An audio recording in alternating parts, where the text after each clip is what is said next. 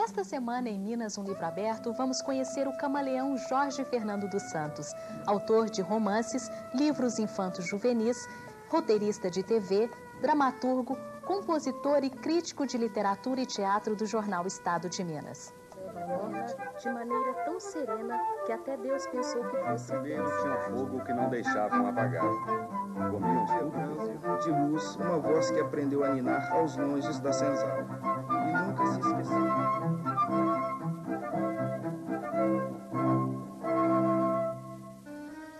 Durval passa as manhãs na varanda sentado numa velha cadeira. Seus sentidos estão ligados na memória e em suas reminiscências.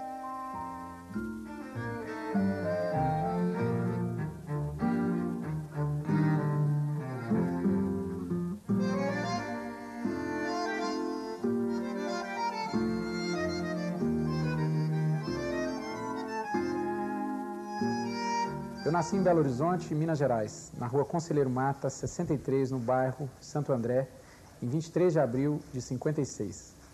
Dia de São Jorge, por isso que eu chamo Jorge. O meu pai, ele era marceneiro, trabalhava com madeira. Depois meu pai se tornou funcionário do IAPI.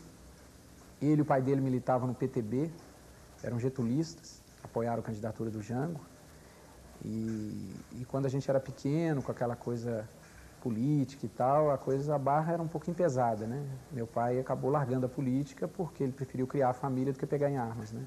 A minha mãe era uma dona de casa e que cantava muito, lavava roupa cantando, cantava músicas que me marcaram, né? Eu tenho essa lembrança dela. Agora, era uma pessoa muito introvertida, de pouco afeto físico, digamos assim. Era uma pessoa que tinha uma qualidade que eu admirava muito, que era nunca dar palpite na vida de ninguém, desde que não pedissem esse palpite, né? Eu me casei e tenho uma filha que já está com 8 anos, a Bárbara Luiza, que adora literatura, que gosta de desenhar, que é afinadinha quando canta. Toda noite eu leio para ela, já há algum tempo, as obras completas do Monteiro Lobato, e eles me incentivam muito. Eu estudei em vários estabelecimentos de ensino. Os 4, mas o que marcou mais foram os 4 primeiros anos, que foi numa escolinha que depois virou botequim, porque fechou, né, foi transferida, né, que era a escolinha combinada da Vila Adelaide. Estudei, entre outros lugares, um lugar que me marcou muito foi o Colégio Anchieta, porque foi lá que foi um dos melhores escolas que eu tive, porque tinha aula de música, aula de canto, aula de história das artes plásticas, teve os festivais de poesia, eu venci 3 deles. E lá eu já fazia textos de teatro, de humor, fazia imitações naqueles grêmios, né, no ginásio. Depois estudei no Colégio Estadual Central e fiz jornalismo na FAF-BH, onde eu me formei em 1982. Olha, eu gosto muito de natureza, eu gosto muito de campo, eu gosto muito de andar a cavalo, adoro plantar, adoro colher, adoro mar, né? Adoro mulheres bonitas, adoro crianças alegres, gosto de uma boa leitura, cinema, né? Música, adoro música, a música está sempre presente na minha vida. E das coisas que eu não gosto, é um bocado de coisa que eu não gosto, viu? Não gosto de pessoas autoritárias, intransigentes.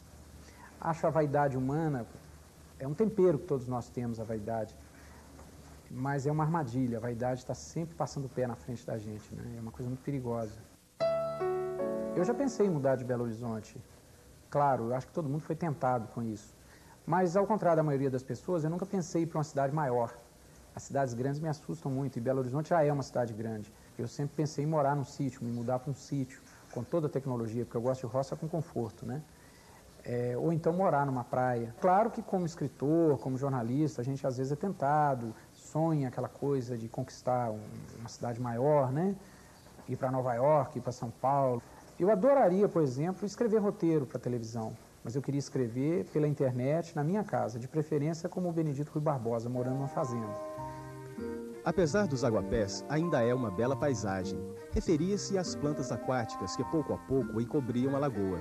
Eu diria o mesmo se não fosse o abandono da obra de Niemeyer. E lá do alto, eles avistavam não apenas grande parte da lagoa e da avenida que serpenteava em torno dela, como também as velhas mangueiras desgalhadas ao redor do restaurante, a pracinha e a igreja de São Francisco de Assis, com as pinturas de Portinari, o Mineirinho e o Mineirão. A cidade de Belo Horizonte sempre esteve presente na obra literária de Jorge Fernando. Como compositor, não poderia ser diferente. Em seu primeiro CD, Beloriceia, em parceria com Ângelo Pinho, BH, o tema mais constante, interpretada por Helena Pena. Sou a alma das Minas Gerais, lá vou eu a bordo do trem. Aviso o povo que Minas chegou, trazendo consigo tudo que tem. O velho Chico, grandes sertões, Jequitinhonha e a arte de lira. Sou as veredas de João Guimarães, sou da cidade, sou caipira. Em Minas, quero o sorriso das suas meninas. Em Minas, quero o sorriso das suas meninas. Eu acho que Minas é musical, né? Desde o barroco mineiro até a música caipira, a música instrumental de um Toninho Horta. Nós temos aqui alguns dos melhores músicos do Brasil. O Brasil é muito musical. O Brasil sem música, certamente, ele não seria como ele é. Eu acredito que a alma brasileira está muito na musicalidade brasileira. É um dos países do mundo que mais tem ritmos musicais e cuja música mais inspira, influencia e desperta admiração pelo mundo afora. É preciso que a mídia e que as gravadoras descubram a música que se faz no Brasil, quer dizer, não só no Rio e na Bahia, não só o axé e o pagode, o samba, que são coisas importantes, mas é preciso você saber o que se faz na Amazônia, o que se faz no Rio Grande do Sul, o que se faz no interior de Minas, no interior do Sergipe. E eu acho que se eles conseguissem dar maior espaço a tudo que se faz, ou a vários ritmos, a vários gêneros, a gente teria essa riqueza cultural mais democratizada, você teria a dignidade dessas regiões e desses artistas mais respeitada e, ao mesmo tempo, poderia se aumentar, quem sabe, o faturamento das próprias gravadoras e dos próprios veículos de comunicação. Eu venho de uma família relativamente musical. A minha mãe cantava muito, o meu pai gosta muito de música, o meu avô, pai do meu pai, chegou a tocar num conjunto, num regional de choro em Belo Horizonte. Então, de certa maneira, eu devo ter dado alguma coisa deles. Agora, o momento crucial assim, que eu vi assim, na televisão e falei, eu quero ser isso, foi quando eu vi o Caetano Veloso interpretando Alegria, Alegria, no festival e, posteriormente, nos outros programas de televisão. E foi ali que me deu o clique, que eu falei assim, eu quero fazer música. E no Colégio Anchieta, eu comecei a participar de festivais de poesia e ganhei alguns festivais de poesia. E já nesse processo eu queria era fazer música, porque tinham colegas que ganhavam o festival na sessão de música, e eu ficava morrendo de inveja deles, né?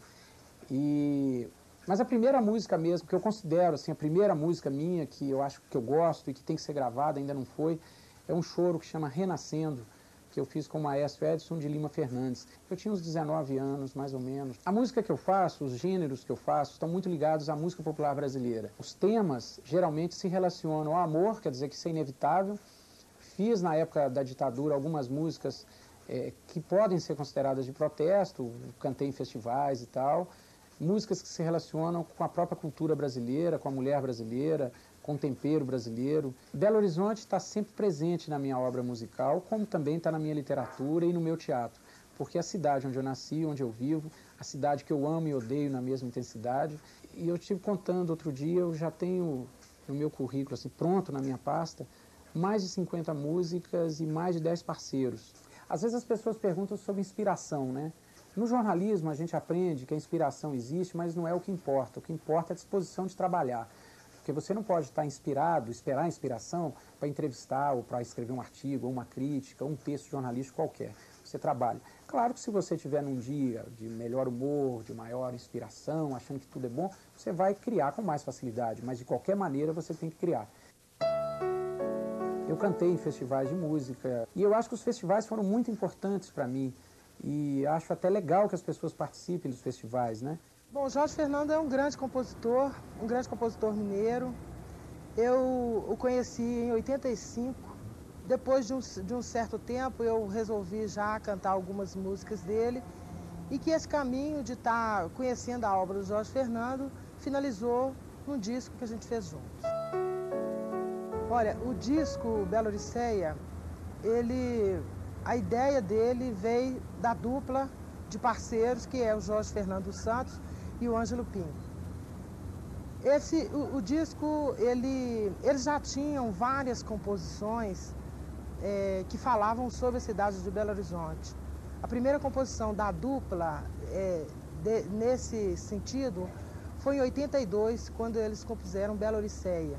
E o disco foi lançado no final de 97. Aí, na hora da escolha do nome do disco, aí a gente quis estar dando um nome que fosse uma reflexão realmente sobre a cidade.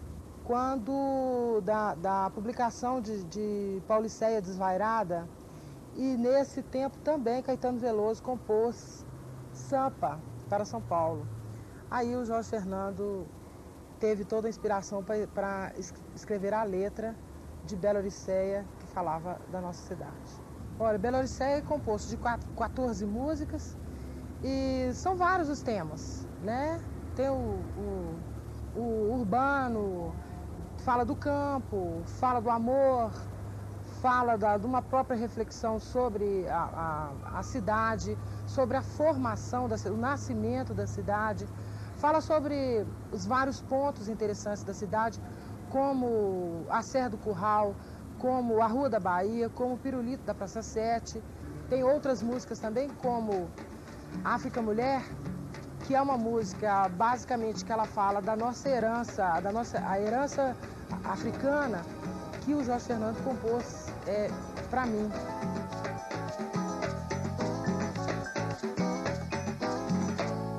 O canto da lavadeira. Mas como a história de escrever começou, é o que vamos saber daqui a pouco.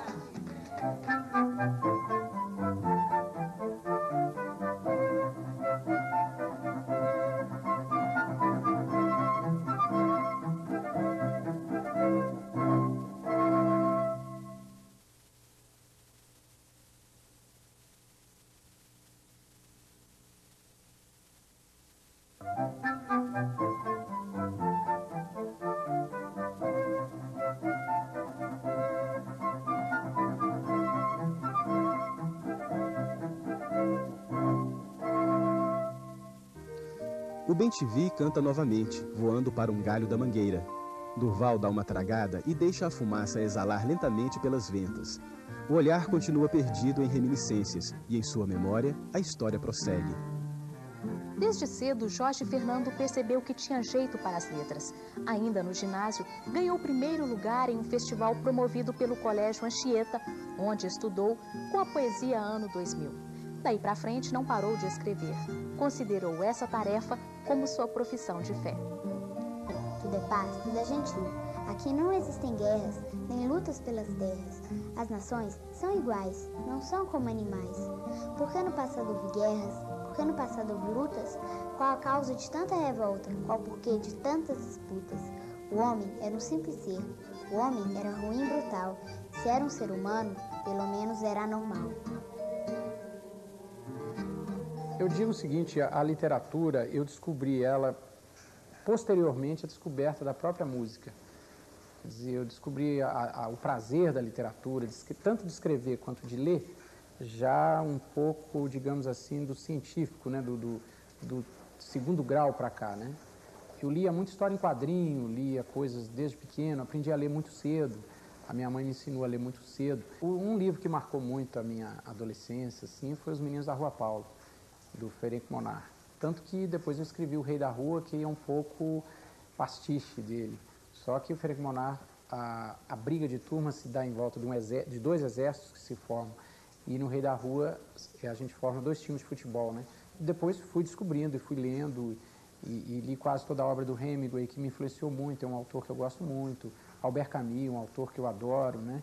Graciliano Ramos, Jorge Amado, é um autor sempre presente também, né? Então, e depois, no próprio exercício do jornalismo cultural, eu passei a ler mais e até para escrever a respeito e conhecer o processo da literatura universal. Gozado, quando eu tinha meus 14 ou 15 anos, eu não me lembro, eu fiz um poema chamado Ano 2000, que foi o meu primeiro prêmio em literatura. E foi a minha primeira poesia. E eu me lembro que deram um dinheirinho bom, porque eu comprei uma calça, uma camisa, ainda sobrou dinheiro para ir ao cinema e para gastar.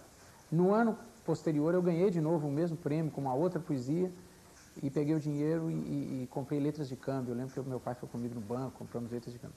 Então eu passei a acreditar que escrever dava dinheiro, né?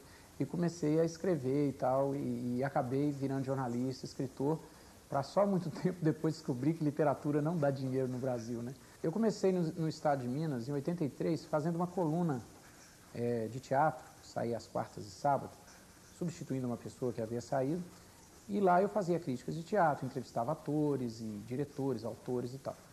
Então, havia uma certa dificuldade de saber quem era quem na cena mineira, você tinha que sair perguntando, não tinha onde consultar.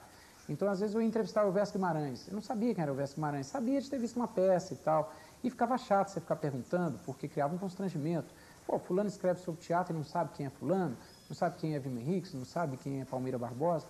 E eu conheci esse material na mão e eu resolvi fazer um livro. Em 84, então, eu lancei Teatro Mineiro, Entrevistas e Críticas, que foi meu primeiro livro. Eu fiz pela imprensa oficial, o Murilo Rubião me ajudou a fazer esse livro, o Robson Damasceno me apresentou para ele, era secretário dele. E o livro saiu por uma lei, por um preço mínimo. A arapuca estava armada. A rolinha pousou curiosa, olhou e começou a bicar os grãozinhos. De repente, zás, a arapuca caiu sobre ela. Viu a vida pela greta, o verde das plantas e o azul do céu. O menino chegou pé ante pé, pegou a rolinha e aprendeu no viveiro. O menino veio contente, trouxe ração e algumas folhas verdinhas. Abriu a porta do viveiro e entrou. Ao encostar na porta, deixou o trinco cair e ficou preso também, apavorado que nem passarinho. Tentou sair, mas foi em vão, o jeito era esperar. Enquanto isso, cantou de tristeza. Os passarinhos fizeram um coro. Queria brincar e não podia. Queria correr e não podia. As pessoas às vezes perguntam se há diferença entre escrever para adolescente, criança, adulto. Eu acho que é a mesma coisa. Quer dizer, o leitor, ele merece respeito independente da idade que ele tenha. Bom, falemos inicialmente sobre os livros do Jorge Fernando, direcionados para o público infanto-juvenil, né? Eu acho que antes de tratarmos de aspectos de linguagem ou relativamente ao tema dessas obras, pode ser oportuno a gente falar um pouco sobre a questão genérica desses textos, quer dizer, genérica de gêneros literários propriamente ditos, né? E sob esse aspecto, a obra de Jorge Fernando é extremamente diversa, ela apresenta uma diversidade muito grande de gêneros. Tomemos, por exemplo, 7 trabalhos do Jorge Fernando destinados ao público infanto-juvenil, né?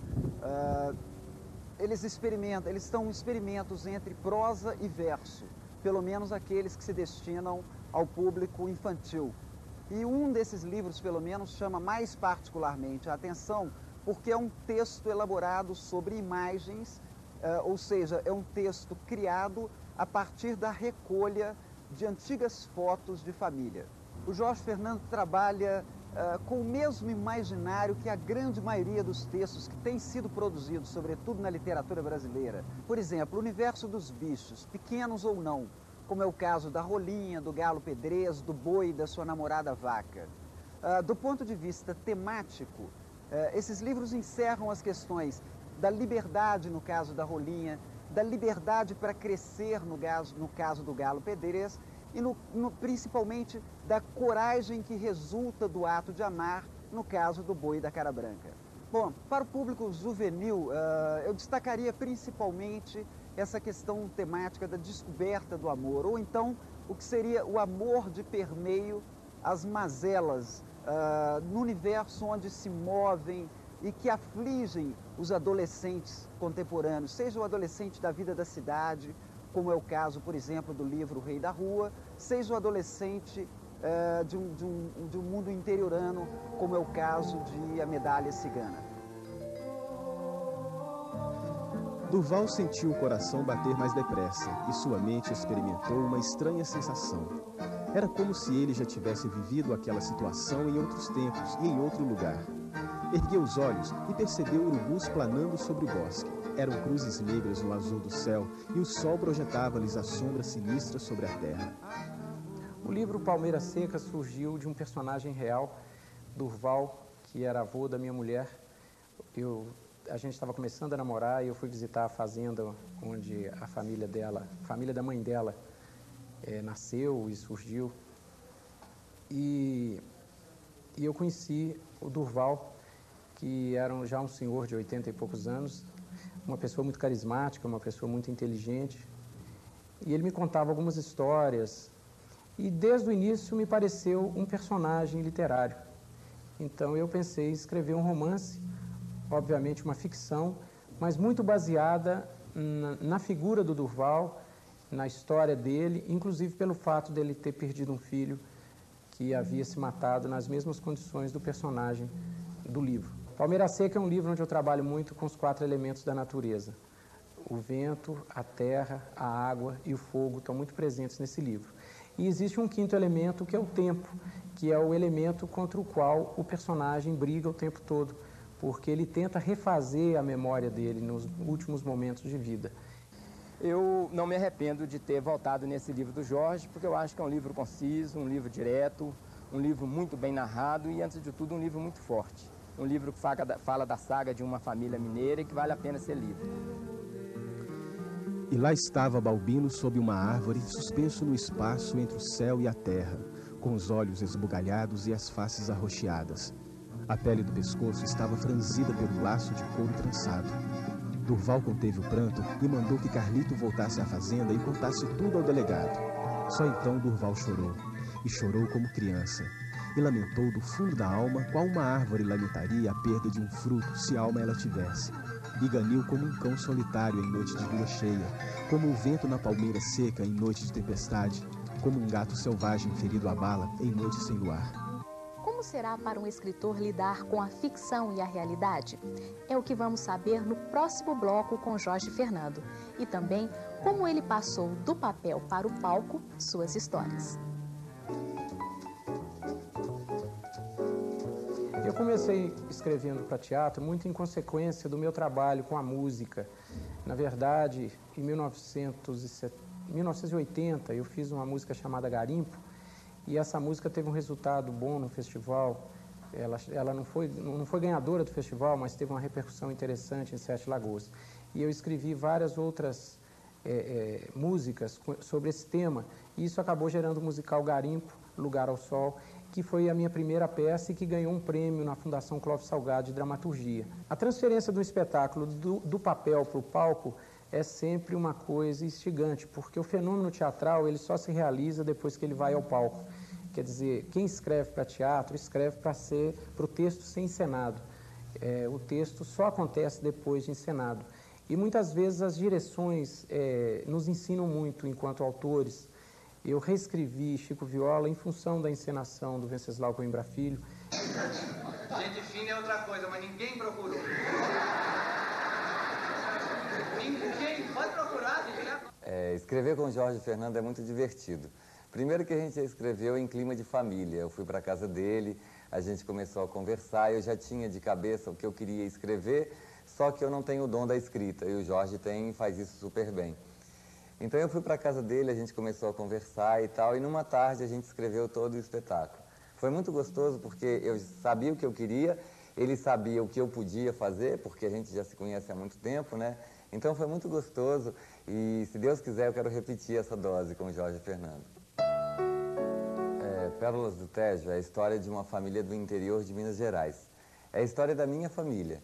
Eu comecei contando a minha história a partir do meu nome, das histórias da minha mãe, das histórias da minha avó, que eu sempre escutei a minha avó contando. E a gente agregou a isso algumas piadas e alguns causos, até de domínio popular. A gente pegou todas essas histórias e escreveu uma peça de teatro. Então tem gente que vai ver e fala assim, é um show de piada. Tem gente que vai ver e fala que não, é uma peça que tem uma carpintaria cênica muito legal. A gente não teve nenhuma pretensão. Eu e Jorge Fernando, quando a gente juntou para escrever, a gente queria fazer uma comédia que fosse divertida, uma coisa que levasse as pessoas a pelo menos 1h e 15, que é a duração do espetáculo, a não pensar em nenhuma outra coisa a não ser na sua alegria de viver. E essa tem sido a nossa missão com Pérolas do Tejo, levar o riso, a alegria para as pessoas, que creio eu seja uma missão muito sublime, de tornar a vida das pessoas um pouco mais divertida.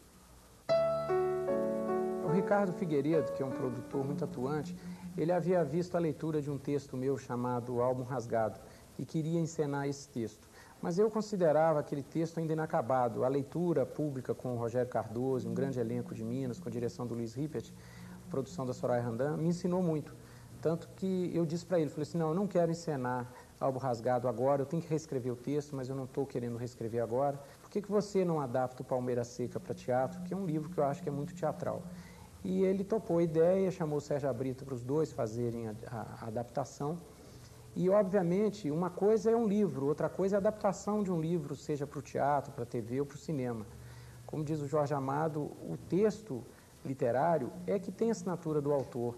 Agora, a peça de teatro, ou o balé, ou o cinema que se faz com isso, aí já pertence a outros autores, no caso, o Sérgio Abrita e o Ricardo Figueiredo.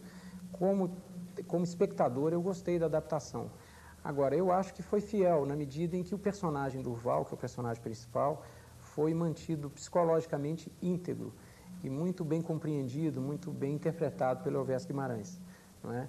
Claro que o livro tem uma série de personagens que não aparecem na peça, até porque o teatro ele tem uma série de limitações que o livro não tem, porque o livro é o teatro que se passa na cabeça do leitor. Não é? Ele conta com essa cumplicidade do leitor. Então, quando está trabalhando com a folha de papel, o autor pode imaginar quantos personagens quer. Agora, quando você transforma isso numa realidade cinematográfica, ou teatro, ou televisão, você tem uma série de outras limitações que você tem que levar em conta. Jorge Fernando Santos, ele domina bem, muito bem as duas técnicas, tanto a técnica de escrever romance como a dramaturgia. E se no romance ele pode, e faz isso com muita competência, se estender mais e descrever, por exemplo, a paisagem de forma que coloque o leitor dentro dessa paisagem, ele no teatro também consegue urdir a trama de tal forma que conduz o espectador também para aquele resultado final daquela cena. Se nas peças do Jorge nós encontramos a mesma linguagem e o mesmo tema dos livros, eu diria que não. Eu diria que não. É bastante diversificado. E quando ele escreve uma peça de teatro, ele usa a linguagem do teatro. Quando ele escreve um livro, ele usa a linguagem do romancismo.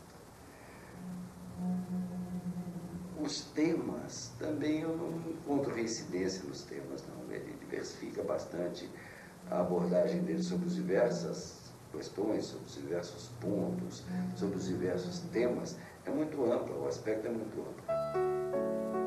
Eu fiquei encantado de fazer o personagem central de Palmeira Seca. E mais ainda, eu me identifiquei muitas vezes com aquela situação, com os personagens. E o romance é muito forte, a peça teatral também ficou muito forte, muito tensa. E Durval é uma personagem muito interessante. Muito, muito, muito interessante. Eu não sei bem porquê, mas Durval me lembrava muitas vezes meu avô Queiroz. Ele era o senhor, era o dono dos destinos da terra e das pessoas. E tinha consciência dessa responsabilidade, e tinha consciência que deveria conduzir essas coisas de modo a que tudo chegasse a um final feliz. A reação do público, a aceitação da peça, foi algo que me deixou comovido. A peça é um drama. E todo mundo chorando. Então tinha gente, quando terminava o espetáculo, gente batendo palma e lágrimas correndo nos olhos e chorando. E quase todo mundo que ia aos camarins falava assim, nossa, Elvésio, mas eu vi vovô aí. Quer dizer, a identidade que se estabeleceu entre o povo, entre o homem comum e a história e a personagem foi absoluta. Cada um que assistia via um pedaço da sua própria história no palco. Formado em comunicação pela FAF, hoje UniBH, tornou-se jornalista, profissão que exerce como crítico de música, teatro e literatura. Já colaborou em vários jornais de Belo Horizonte, como no Suplemento Literário de Minas Gerais e no Jornal de Letras de Portugal. Atualmente, escreve para o caderno Espetáculo do jornal Estado de Minas. Segunda-feira brava. Quando retornei ao jornal, a redação já fervilhava. O ar-condicionado estava com defeito e o calor era insuportável, agravado pela fumaça dos cigarros. Ainda não haviam informatizado a nossa editora e o barulho das velhas Hamiltons taquitaqueando ao mesmo tempo sugeria uma sinfonia concreta. Aliás, mais que uma sinfonia, uma verdadeira ópera bufa. Muita gente falava quase aos berros, e a crítica de artes cênicas, um soprano que deixara o canto lírico para se dedicar ao jornalismo, entoava uma área de Carmen. É uma maneira de você estar fiscalizando tudo que acontece na história da humanidade, né? A gente fica pensando, o mundo avançou muito, e eu acho que isso se deve também ao papel da imprensa, sobretudo nos últimos anos, no Brasil especificamente, né? A imprensa, ela dá uma contribuição para que os poderes constituídos funcionem um pouco melhor, né? Então, eu acho que um dos papéis primordiais da imprensa no mundo moderno, no mundo contemporâneo, é conscientizar as pessoas daquilo que está acontecendo em níveis locais, em níveis nacionais e também internacionalmente falando. E eu acho que o jornalismo e a literatura, ao contrário de serem incompatíveis, para o escritor se completam. É óbvio que são atividades diferenciadas, mas o jornalismo te dá disciplina. E, de certa maneira, a literatura contribui para o seu amadurecimento enquanto jornalista no burilamento do texto, na maneira de construir suas frases, não é? Na maneira de... eu acho que a literatura faz com que o texto jornalístico seja menos burocrático, seja mais agradável para o leitor, entende? O amadurecimento que a prática jornalística me dá, os conhecimentos que me dá, os contatos que você faz, a realidade do dia a dia, acaba se refletindo positivamente no texto literário, não é? Tanto que eu tenho quatro livros, 3 policiais e um de ficção científica, cujos personagens principais são jornalistas, parte dessa trama se passa em uma redação de jornal. Então isso, eu acho que o jornalismo, de certa maneira, contribui para a minha obra literária ser mais verossímil, ser mais próxima da realidade, até porque o jornalismo é uma janela aberta para a realidade. Eu acho que conciliar o jornalismo com a literatura exige uma certa disciplina de quem faz as duas coisas. Quando eu estou na redação, eu sou 100% jornalista, né? Seja como articulista, como repórter, como editor, como pauteiro, eu tenho que pensar no jornal enquanto informação, na matéria enquanto informação, enquanto formação de opinião. Agora, quando eu vou trabalhar com o meu texto de ficção, de literatura, ou de teatro, ou de televisão, aí o texto tem que ter um aspecto de entretenimento. Por mais conceitual que seja, por mais que você queira ser verdadeiro no que você escreve, e a obrigação, o primeiro compromisso do verdadeiro escritor é com a verdade, mas você não pode perder essa consciência de que o texto tem que ter algo de entretenimento, porque alguém vai ter que ler aquele texto, ou alguém vai ter que encenar aquele texto para que ele realmente cumpra o seu papel, né, enquanto fenômeno de criação. Bom, a importância dessa crítica, entendo eu, reside na aproximação, na proposta de ser uma ponte entre o público e a obra, seja livro, filme, exposição, música, né? E para exercer também essa crítica, há que se ter critérios, tais como a formação do crítico, né? O gosto pelo objeto tratado, a sensibilidade para o novo, etc. Bom, como é que a crítica deveria ser vista no meio artístico? Ela deveria ser vista como uma contribuição ao ato criador, né? Agora, evidentemente, ou por desqualificação do crítico, ou às vezes por intolerância do próprio artista, né, esse circuito não se fecha. Quer dizer, a leitura percussiente, a leitura cuidadosa de um crítico nem sempre acaba por influenciar o ato criador e, evidentemente, aproximar aí público e obra. Eu vejo os textos críticos do Jorge Fernando pela mesma perspectiva em que eu vejo os seus demais trabalhos de criação, pela diversidade, né? E essa diversidade, naturalmente, de objetos impõe uma diversidade de tratamento. Bom, tirando os fatos de natureza cotidiana, né, de fatos cotidianos de natureza política, de natureza social ou de natureza econômica, eu acho que o que nos interessa, particularmente no trabalho crítico do Jorge Fernando, são aqueles textos destinados à crítica de cultura e, dentro delas, os objetos artísticos. A mim, o que mais me agrada no Jorge Fernando dos Santos é essa indomesticável inquietação artístico-intelectual.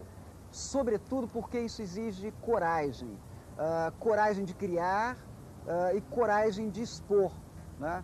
E eu acho que tudo isso é o que a gente vê de bom tamanho em Jorge Fernando dos Santos. O corpo nu sobre a poça de sangue, as mãos amarradas para trás a uma cadeira de mogno, os olhos semiabertos e envoltos por hematomas, o cabelo louro em desalinho, a boca fechada numa expressão de dor, como se um par de anzóis puxasse os cantos para baixo, eram parte de uma performance que não fazia justiça à elegância do morto. As pessoas às vezes perguntam se eu já fui repórter policial. Essa experiência eu não vivi. Convivo muito com repórteres policiais, acompanho muito a crônica policial e principalmente leio muito livros de suspense. Gosto muito do Dashiell Hammett, gosto da literatura policial francesa e isso de alguma maneira influenciou a criação de 3 livros policiais para a editora ler. Eu sempre gostei de novelas policiais e era inevitável que um dia eu fosse escrever ou tentar escrever novela policial. Um dia a editora Lê me pediu que escrevesse uma história para eles e eu estava completamente sem ideia do que eu ia escrever. Eles queriam livros que pudessem ser lidos por jovens já um pouco mais maduros. E eu me lembrei da coleção Vagalume, de uma outra editora, e pensei em escrever uma história policial que pudesse ser lida com prazer por adolescentes. E eu escrevi Reportagem Mortal, que conta a história de um jornalista, que é também escritor, que recebe a encomenda para escrever um livro e não sabe sobre o que vai escrever. E no dia a dia ele se mete com uma pessoa que é envolvida com drogas, com contrabando de pedras preciosas, e ele acaba escrevendo um livro sobre isso. Então é um livro dentro do livro, é uma coisa meio intertextual. Na sequência, eles pediram que eu escrevesse uma outra história e eu acabei fazendo 3. Reportagem Mortal, O Roubo do Vinho, Morte à Meia-Noite, que formou uma coleção de livros policiais para a editora Lê. Então, o personagem Antônio Augusto, ele nasceu um pouco dessa necessidade de atender uma encomenda de uma editora. As histórias policiais surgem, antes de tudo, da imaginação e, obviamente, algumas coisas que a gente costuma ler na imprensa no dia a dia também influenciam. Os livros policiais, eles são ficção, mas é óbvio que o pano de fundo é a realidade brasileira, é a questão da corrupção das instituições, da corrupção política, a corrupção policial. E no caso, por ser 3 livros que tem como personagem principal um jornalista, fala também da rotina do trabalho, da redação, do corre-corre atrás das pautas. É um desafio falar de temas cotidianos, sobretudo na literatura policial, para o público jovem, porque você não pode, de alguma maneira, ser extremamente violento, porque livros jovens eles têm que ser reais, mas eles têm que primar por um certo cuidado do autor para falar desses temas. Por outro lado, mesmo tendo cuidado também para não passar uma mensagem moralista, é óbvio que nenhum autor de literatura, seja policial ou não vai querer fazer um livro para fazer apologia do crime. Então é importante, principalmente por ser um livro para a juventude, que o mocinho sempre vença e que o vilão sempre perca a parada. Mas é importante também você saber temperar isso com a realidade, porque na vida nem sempre é assim. E embora tendo que mostrar personagens verdadeiros, com cuidado de não ser pessimista, eu acho que o escritor também não pode mentir. E é esse o pulo do gato, é essa dificuldade para você fazer uma literatura honesta, porém um pouco branda, por se tratar de um público especializado, que é o público infanto-juvenil. Jorge Fernando publicou 3 livros policiais: Reportagem Mortal, O Roubo do Vinho e Morte à Meia-Noite. Os infantos juvenis são O Menino e a Rolinha, O Camaleão Azul, O Rei da Rua, A Medalha Cigana, O Boi da Cara Branca, O Menor Espetáculo da Terra, Chuvas de Abril e Álbum de Retratos.